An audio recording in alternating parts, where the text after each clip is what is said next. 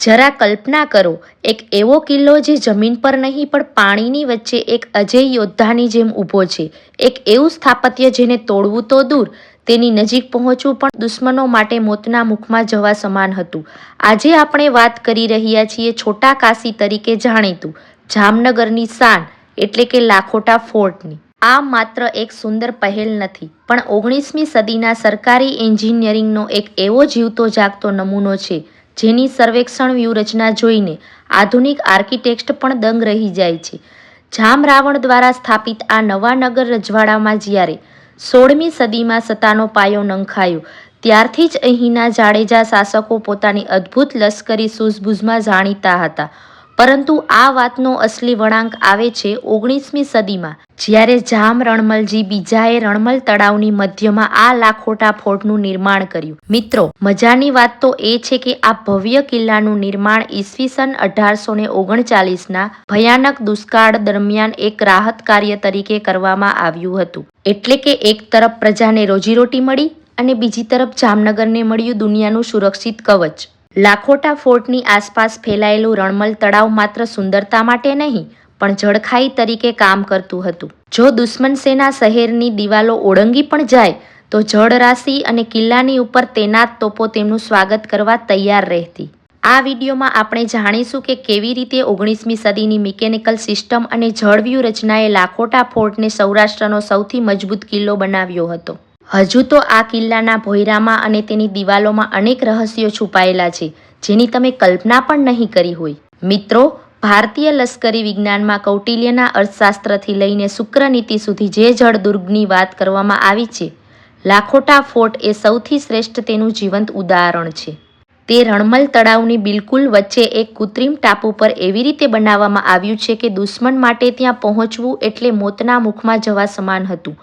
આ કોઈ સામાન્ય તળાવ નહોતું, પણ એક અત્યંત શક્તિશાળી હાઇડ્રો ડિફેન્સ મિકેનિઝમ હતું. જરા વિચારો, મધ્યયુગમાં યુદ્ધોમાં જ્યારે દુશ્મન સૈન્ય કિલ્લા ઉપર હુમલો કરે ત્યારે તેઓ દિવાલોને સુરંગો ખોદીને તેને તોડી પાડતા હતા. પરંતુ લાખોટા ફોર્ટની ચારે બાજુ અફાટ પાણી હોવાને કારણે પાયદળ કે ઘોડેસવારી કિલ્લાની દિવાલો નજીક પણ આવી શકતા નહોતા.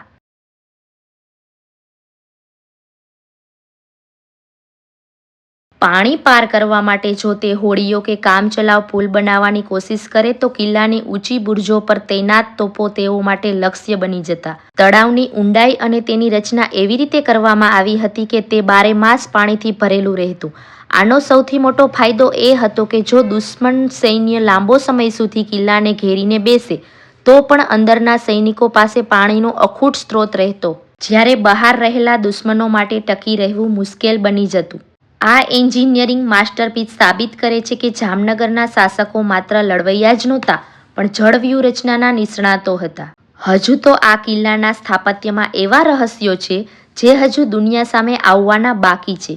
મિત્રો, આ કિલ્લાની અસલી મજબૂતી તો તેની સ્થાપત્ય કળા અને એન્જિનિયરિંગમાં છુપાયેલી છે. લાખોટા ફોર્ટ માત્ર સુંદર દેખાવા માટે નથી બન્યો, પણ તેની ડિઝાઇન રાજપૂત શૌર્ય અને યુરોપિયન સુરક્ષા શૈલીનું એક અદ્ભુત મિશ્રણ છે. આખો કિલ્લો પીળા રેતાળ પથ્થરમાંથી કંડારવામાં આવ્યો છે, જે તોપના ગોળાના ભયાનક આઘાતને ગળી જવાની ક્ષમતા રાખે છે. જરા નજર નાખો, આ કિલ્લાના અર્ધવર્તુળાકાર બુર્જ પર એ સમયના એન્જિનિયરો કેટલા જીનિયસ હશે કે તેમણે આ બુર્જોને ગોળાકાર બનાવ્યો, જેથી દુશ્મન તોપનો ગોળો ફેંકે તો પણ તે દિવાલ સાથે અથડાઈને ફંટાઈ જાય અને કિલ્લાને ન્યૂનતમ નુકસાન થાય. આ 36 ડિગ્રી સિક્યુરિટી સિસ્ટમ હતી જે દુશ્મનને કોઈ પણ ખૂણેથી બચવા દેતી ન હતી. અને આ કિલ્લાની દિવાલોમાં જે ઝીણા છિદ્રો જોવા મળે છે, જેને રાઇફલ વુલ્સ કહીએ છીએ, અને તે એ સમયની પેસિવ સિક્યુરિટીની માસ્ટર સ્ટ્રોક હતો. આ છિદ્રોની ડિઝાઇન એવી અદ્ભુત હતી કે અંદર બેઠેલો સૈનિક આખા મેદાન પર નજર રાખી શકતો અને આસાનીથી ગોળીબાર કરી શકે, પણ બહાર ઊભેલા દુશ્મનો માટે એ નાના એવા છિદ્રમાં નિશાન તાકવું અશક્ય બની જતું. કિલ્લાના ગાર્ડ રૂમ્સમાં દારૂગોળો રાખવા માટેના ખાસ પાવડર અને હથિયારો માટેની ખાસ વ્યવસ્થા એ સાબિત કરે છે કે અહીંનું લોજિસ્ટિક મેનેજમેન્ટ આજના આધુનિક આર્મી બેઝ જેવું સચોટ હતું. મિત્રો, જો તમને જામનગરની આ લાખોટા ફોર્ટની ટેકનિકલ અને ઐતિહાસિક સફર ગમી હોય તો પાર્ટ 2 વિડીયોમાં હજુ તમને વધારે માહિતી આપીશ. અને આ વિડીયોને લાઇક, શેર અને સબસ્ક્રાઈબ કરી દેજો. જય જય ગરવી ગુજરાત, જય જામનગર.